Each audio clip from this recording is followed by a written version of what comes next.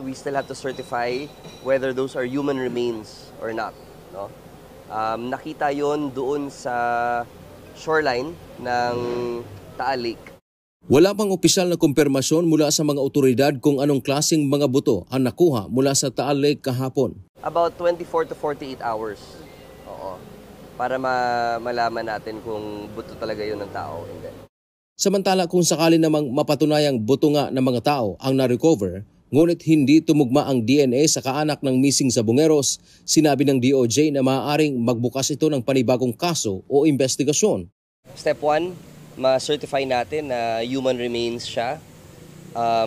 Pero step 2, hindi siya tumugma doon sa DNA ng mga kamag-anak ng mga nawawala.